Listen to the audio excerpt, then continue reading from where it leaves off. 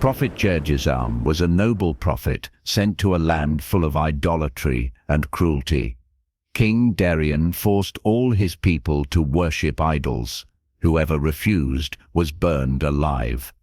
But one man stood up against him, a prophet who did not bring a sword, but who brought the truth. He was tortured, whipped, boiled in boiling water, and even pierced with hot iron until death. But what happened then? He came back to life again and again by the permission of Allah. Miracle after miracle appeared through him. In his blessed hands, a crippled child was healed. A tree grew out of the pillar of a house. Even the lifeless idols pulled themselves out and walked toward Prophet Jerjis before being swallowed by the earth. But the most astonishing of all was this: the queen herself, the wife of the tyrant king, secretly embraced Islam after hearing the cries of the prophet in his prostration. But what was the end of the story? Did he succeed in defeating the king? And how did the heavens themselves descend to destroy the cruel ruler? This is the extraordinary story of the courage of a prophet of Allah who never gave up. This story is not only about torture, but about faith that cannot be destroyed. And when the world tries to silence the voice of truth, the heavens themselves answer it. Beloved Muslim brothers and sisters, before we begin the main story, we kindly ask you to watch this video until the end so that there is no misunderstanding. Do not forget to like, subscribe, and leave a comment if there is anything to be corrected from this story. Bismillah, let us begin. Dark smoke rose high into the sky, curling like wounds in the evening heaven. The smell of burnt human flesh pierced the nose, making women weep in grief and children scream endlessly. In the royal square, a great fire blazed, consuming the bodies of the innocent.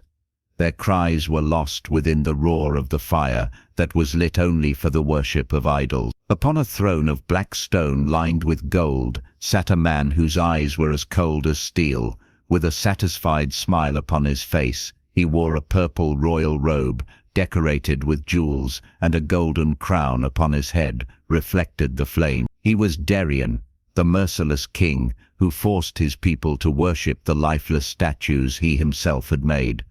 "Throw him into the fire," shouted Darien, pointing at an old man trembling in fear.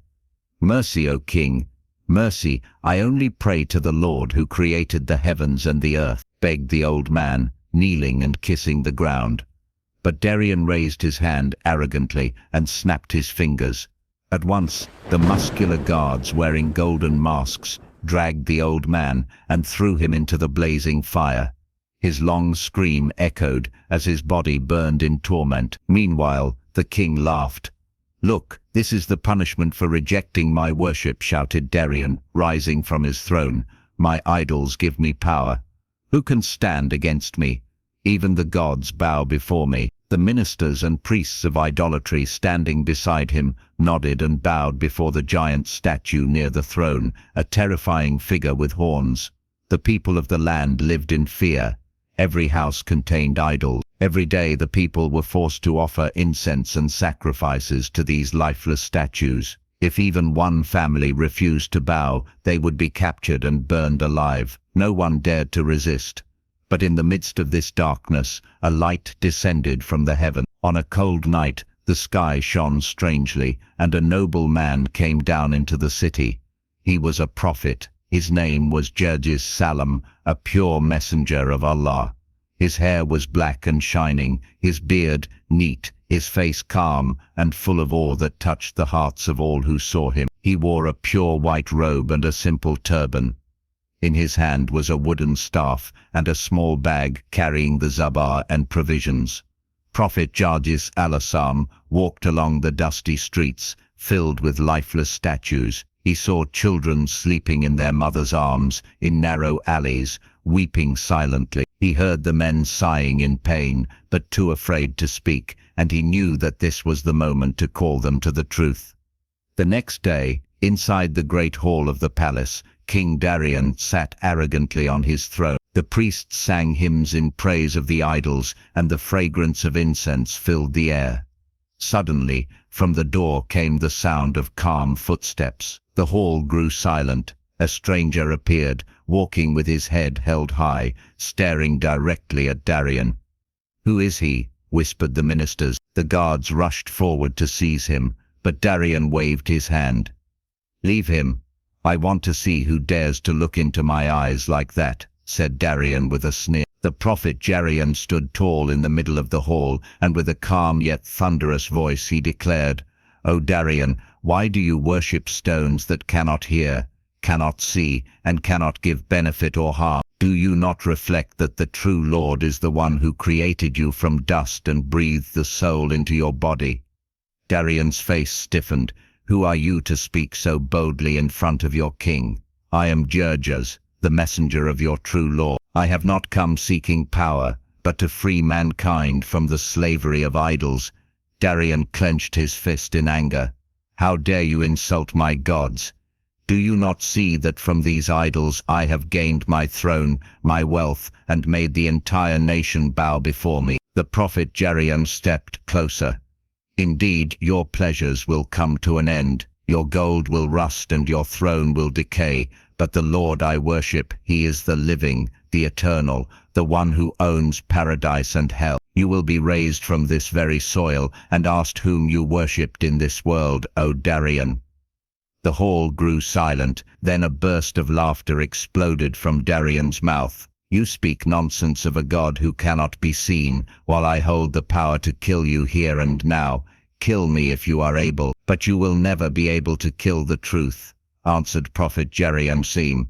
This enraged Darien beyond measure. "Seize him, burn him alive," he roared. The guards grabbed the Prophet Jerjis and dragged him to the courtyard of the palace. The people gathered in silence, trembling with fear. The priests prepared boiling water mixed with sharp leaves and poison. "Pour it over his body, so that he knows who the true master of this land is," shouted Darien from his balcony. Bucket after bucket of boiling water was poured over the body of Prophet Jerjis. His skin blistered, his flesh peeled, and the sound of scalding water was mixed with the trembling of an innocent man's body. Yet not a single cry of pain escaped his lips. From his mouth came only the remembrance. La ilaha illallah. A mother watching from afar covered her child's eyes, while tears ran down her face. An old man whispered, "He is the one who speaks the truth, but we are too afraid." When almost his entire body had been burned, the Prophet Jerjis collapsed to the ground. His body stiffened, blood dripped from his face and his robe was torn. He passed away. Darien raised his hand high, and the whole palace roared with cheers. "Look, this is the fate of anyone who defies your king. Whoever worships anything besides my idol will meet the same end." But before the crowd could disperse, the body of Prophet Jerjis, now lifeless, began to tremble. A gentle light descended from the heavens and wrapped his body. In silence, the light entered his form. The Prophet Jerjis opened his eyes. Slowly, he rose to his feet. His burned body was restored, his skin pure, his face more radiant than before. He stood firm, staring straight at Darien. The palace fell into fearful silence. The ministers stepped back in terror. The people began whispering to one another, "He lives again, he lives again." Darien trembled, but quickly tried to hide it with rage. He unsheathed his sword and shouted, "I am not finished with you, Jerjis." The Prophet of Allah, Jerjis, looked directly at him and proclaimed with a voice that echoed throughout the palace, "Do you bow to death stones while I bow to the Lord who gives life to the very bones that have turned to dust?" The evening wind swept across the palace courtyard, freezing it in silence. The guards stood still, the ministers backed away, and Darien himself stood on his balcony, his eyes wide in terror. The Prophet Jerjis stood alive once more. His body glowed with a soft radiance, as though the light of dawn had descended upon his white robe that had once been burned. His skin, which had blistered, was now flawless, purer than gem. There were no wounds, no blood, only a face shining with firmness and mercy. The people began to move closer, gazing with their own eyes at the miracle before them. Someone whispered, "He has come back to life." A mother hugged her child and cried, "He is the messenger of Allah. He is speaking the truth." Darien gritted his teeth. No, this is magic. This is a trick.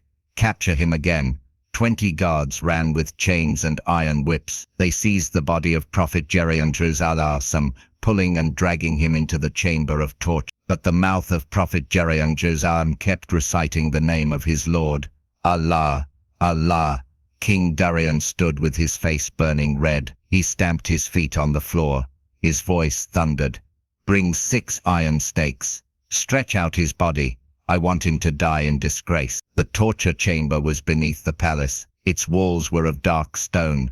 Torches burned dimly and the sound of dripping water echoed like the rhythm of death. In the middle of that chamber, Prophet Jerjis was. His hands were raised up, his feet bound down, stretched between 2 pillars. An executioner carried long iron stakes, their tips sharp and glowing red. From the furnace, 6 men held the body of Prophet Jerjis. Then, crack, the first stake was driven into his shoulder. Prophet Jerjis groaned softly, yet his tongue did not stop. Allah, crack, the second stake pierced his leg. Blood spurted out. He prayed, "Oh my Lord, increase the patience of your servant." Thud, the third stake was hammered into his chest, cracking his bones. The shouts of the executioners echoed, but the remembrance of Allah on the tongue of Prophet Jerjis rose higher into the heavens. When all 6 stakes were fixed, his body hung, bleeding, stiff and motionless. Darien smiled with satisfaction. Now he is dead again. This time nothing will bring him back, he said with mocking laughter.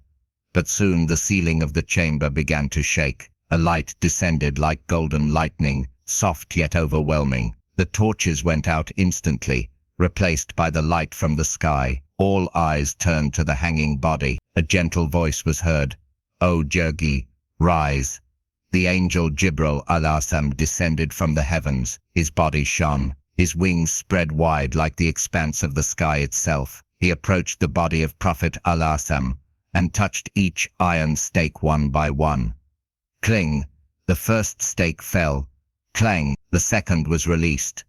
All the stakes were removed and the blood stopped flowing. The wounds closed. In a matter of seconds, Prophet Jerjis stood again. His face was calm, his body whole. The light on his face grew brighter, as if darkness could never touch him again. The angel Jibril said, "Your Lord is with you, O Jarjis. Your trial is not yet over. Be patient, for paradise is awaiting you." Then Jibril ascended back to the sky, leaving the executioners trembling in fear and bowing down. But Darien continued cursing. He stormed down the stairs of the chamber, staring closely at Prophet Jerjis. "What are you? Who are you?" Prophet Judas looked at him calmly. "I am no one. I am only a servant of Allah, the ever-living. But you are not only torturing my body, you are torturing your own soul with disbelief." Darien swung his hand and slapped Prophet Jerjis with all his strength, but the pain struck his own hand instead. "Take him to the cauldron," he commanded. "I want him boiled alive." The palace courtyard was turned into a place of torture. A giant cauldron of black iron was built as large as a well. A great fire was kindled beneath it. Water inside boiled and churned like a piece of hell itself. Prophet Jerjis was tied and lifted above the cauldron. One of the citizens shouted from afar, "Stop, he is the messenger of Allah. He brings light. Do not do this." But their voices were drowned by the roar of the fire. The body of Prophet Jerjis was lowered into the boiling water. Thick smoke rose into the sky. The boiling water splashed out. Women screamed. Children covered their eyes. Darien laughed like a madman. But after a while something was heard from inside the cauldron. The voice slowly became clearer. "Allahu Akbar, Allahu Akbar." Everyone froze. From inside the boiling water, a sound of remembrance of Allah was heard. Not screams, but a melodious and calm recitation. Darien clenched his teeth. "Take him out, quickly." The ropes were pulled, and when the body of Prophet Jerjis was lifted from the water, everyone who witnessed it stood frozen. His body was whole, not burned, not wounded, but more than that. From his face shone a golden light, as if the entire universe wished to prostrate before him. He stood at the edge of the cauldron, water dripping from his robe. Then he raised his hands to the sky and proclaimed, "O mankind, your Lord is Allah, the one and only. None is worthy of worship except him, not idols, not kings, not statues." His voice echoed through every corner of the palace, piercing the stone walls and entering barren hearts. Darien now stood trembling, his fists clenched, his heart shaken. But his pride blocked the path of guidance. "He is not a prophet, he is a sorcerer." "A sorcerer," he screamed, throwing a golden cup to the floor until it shattered. The ministers looked at each other. Many began to doubt. Some of the people even started hiding to whisper the name of the Lord that Prophet Jerjis had spoken of. Their fear was slowly being defeated by awe and hope. Darien climbed onto his throne and pointed at Prophet Jerjis alayhi salam, who still stood before the cauldron. "I will not give up. I will kill you 100 times." Jerjis, Prophet Jerjis salam, looked straight at him and calmly said, "Kill me 100 times, O Darien, but know this, if I return to life even once, it is enough proof that your God is false, and my God is the ever-living." The entire courtyard of the palace fell silent. That day, the voice of Prophet Jerjis became the voice of faith and courage, splitting through the darkness of the skies. The evening sky covered the kingdom in a gloomy orange light. On the throne decorated with idols and precious stones, King Darien sat in silence. His face no longer carried the same fierceness. His eyes did not burn with anger, but rather confusion, though his ego forced him to hide it. In front of him sat Prophet Jerjis alayhi, his robe torn and wet from days of torture, yet his face was calm, his eyes looking straight without fear. Darien folded his arms and took a deep breath. "Jerjis," he said softly, his voice calmer than before, "you are a strange man. How many times have I tortured you, killed you, burned your body, and torn your flesh? Yet you always return." He stood and walked closer, tilting his head, as if to peer into the soul of Prophet Jerjis alayhi. "Are you not human?" Prophet Jerjis replied, "I am human, but I have been given help by Allah, the one you deny." Darien smirked. "So that is how it is. Then listen to me. I will make you an offer." He stepped closer and even patted the shoulder of Prophet Jerjis, pretending as if they were old friends. "Prostrate just once before my idol Jerjis. Just once, and I will return the favor by prostrating to your God. You worship my idol in front of my people. Then tomorrow I will worship your God in front of your people. Fair, isn't it?" The hall fell silent. Some ministers looked on with hope. Others curious to see if Prophet Jerjis alayhi would be tempted. But Prophet Jerjis alayhi only stared deeply at him and remained silent. Darien sneered. "What? Are you considering it?" Still, Prophet Jerjis alayhi kept silent, not because of doubt, but because he was reflecting on how stubborn mankind can twist arguments to defend their disbelief. Darien continued, "You must be tired, Jerjis. You have been tortured for days. Your skin has peeled. Your body has been boiled. Your flesh pierced with iron stakes. But look at you now. Are you not exhausted?" He smiled and gave a signal to the servants. "Tonight, stay in my palace. Rest. Tomorrow we will speak again. I will not harm you tonight. You are my guest this night." The guards led Prophet Jerjis alayhi into one of the chambers of the palace, quiet and warm. The walls were made of smooth white stone adorned with red cloth and lit with dim oil lamps. But the heart of Prophet Jerjis alayhi was not moved by luxury. He stood gazing at the night sky from a small window in the corner of the room. Then he performed ablution with the water provided, spread a rough prayer mat, and stood facing the Qibla in prayer. "Tonight, I am with you, O my Lord," he whispered. And that night the palace became a witness. In the stillness, the melodious recitation of the Zabur flowed from the lips of Prophet Jerjis. His recitation was deep, echoing through the stone corridors of the palace. The words brought peace, soft, yet powerful. But someone was listening. From behind a curtain across the room, at the door carved from ivory, stood Queen Darien in silence. She wore an emerald green nightdress, her hair loose, her face calm, her eyes gazed at the man prostrating before his lord. The sound of his recitation pierced her heart. Something inside her began to tremble. For a long time she had doubted the false gods of her husband, but that night she saw something she had never seen before, tears falling during prostration. The tears of Prophet Jerjis, soaking into his prayer mat. His body shook gently as his voice carried the supplications that could cut into any soul that heard them. "O my Lord, you are the all-seeing, you are the all-knowing of the hearts of your servants. If tonight is my last night, make it a night full of forgiveness. And if tonight you grant guidance to even one soul, that is more valuable to me than living 1,000 years.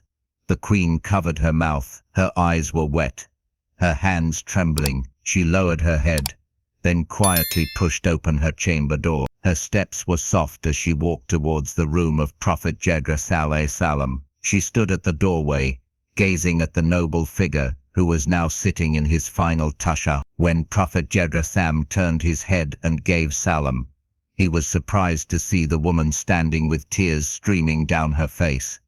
Queen Darien lowered her gaze. "I did not mean to spy on you." Prophet Jerjis smiled gently. "You did not come out of curiosity. You came because your heart was cold." The queen lifted her face, her eyes filled with hesitation and fear. "I want to ask you something." "Go ahead," he replied. Her voice trembled. "Will your Lord accept me, O Jerjis, even though I am the wife of his enemy?" Prophet Jerjis looked at her with deep kindness. He stepped closer and answered softly, "Allah is closer to a heart that longs for him than the sky is to its stars." The queen broke down, her body trembling. She fell to her knees, covering her face with her hands. "I have lived in the palace of disbelief, but tonight I know who the true God is." Prophet Jerjis said, "Then say it, La ilaha illallah, La ilaha illallah," she whispered. That night the light of faith entered the palace of tyranny, through a door no one could have imagined. Queen Darien had embraced faith quietly in the depth of night. Only the angels of the heavens bore witness. Dawn broke, painting the sky with pale red. The palace looked calm, but King Darien's heart was in turmoil. He approached Prophet Jerjis alayhi salam, who was sitting peacefully in the palace garden. The morning breeze touched his clean robe, which the servants had just replaced. "Have you rested well, O Jerjis?" asked Darien with a false smile. "Enough, O Darien," replied the prophet. "Good. Then now I want you to fulfill your promise." "I have never promised to worship idols," said Prophet Jerjis alayhi salam firmly. Darien's face darkened with anger. "You defy me," Prophet Jerjis replied calmly. "I will never bow down except to the Lord who created the heavens and the earth." Darien roared with fury and drew his sword, but the ministers quickly restrained him. "Do not kill him now, my king. The people are watching. If he is killed here in the palace, we may lose their support." Darien forced himself to calm down. Then he ordered, "Take him away from here. Throw him into a place of disgrace. I do not want to see his face again."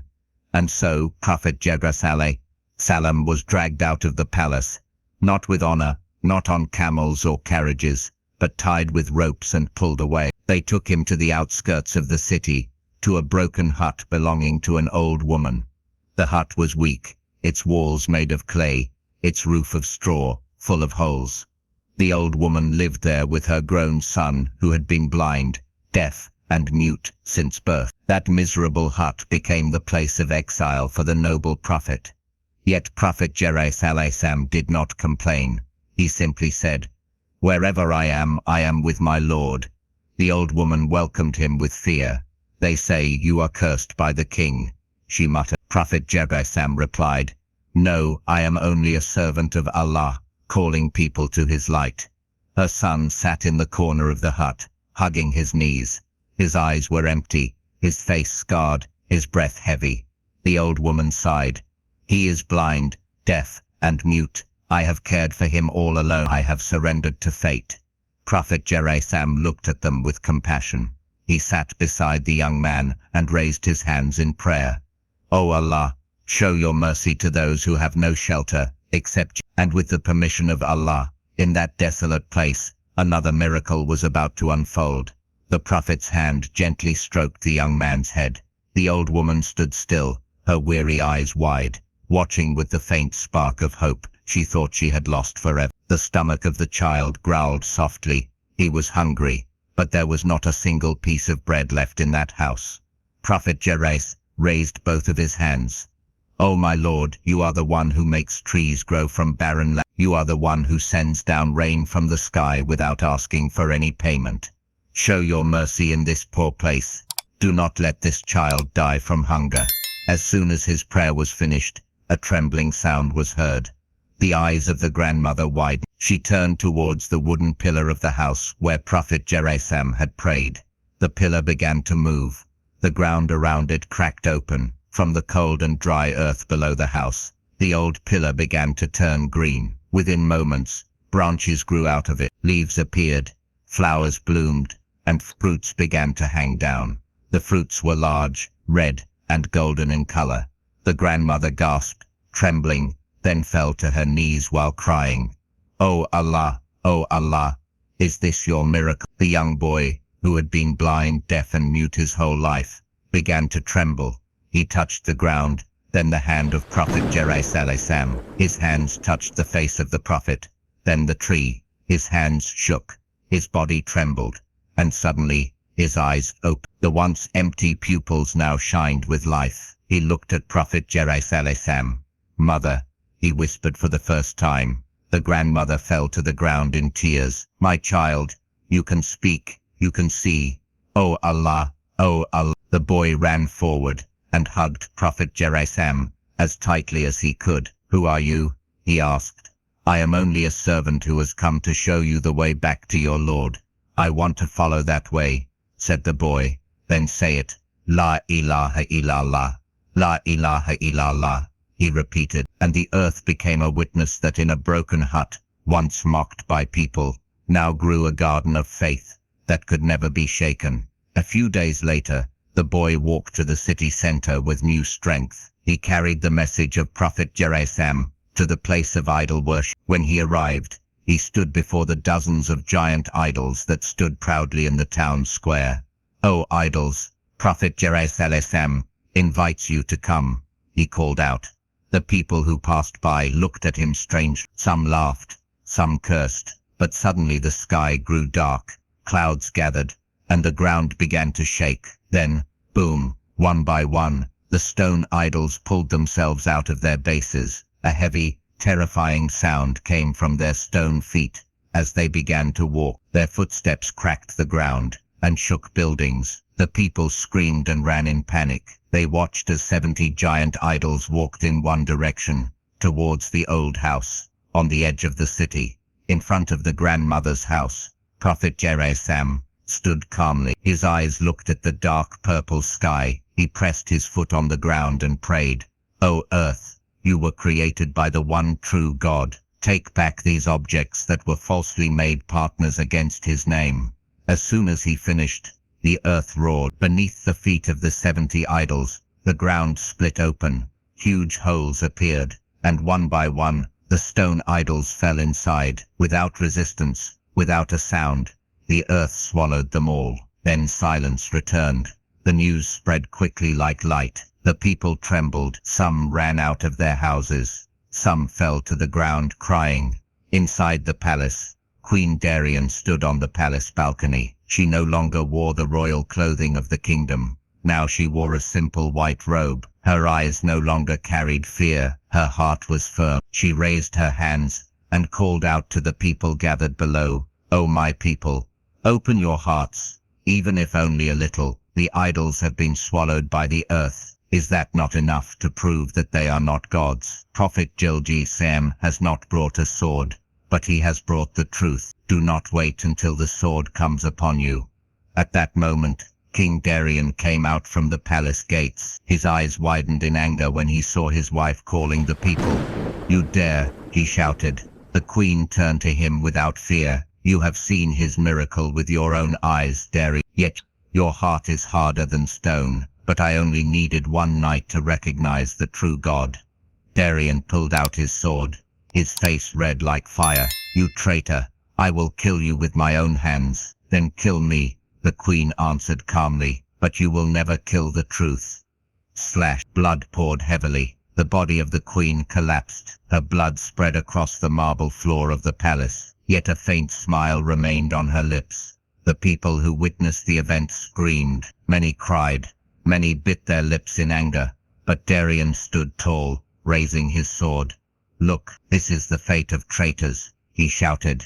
He laughed, but his laughter was hollow. That night, Prophet Jerjis sat alone in the courtyard of the house. His face looked pale, his body thin from torture and fasting, but his eyes still shined with light. He lifted his head towards the sky. "O Allah, for 70 years, I have endured the torture of the disbelievers. I have lost my strength. I have lost my voice. I have lost my body, but I have not lost my love for you." He bowed his head. "O my Lord, grant me a death that you love. Cause me to die in a state that you are pleased with."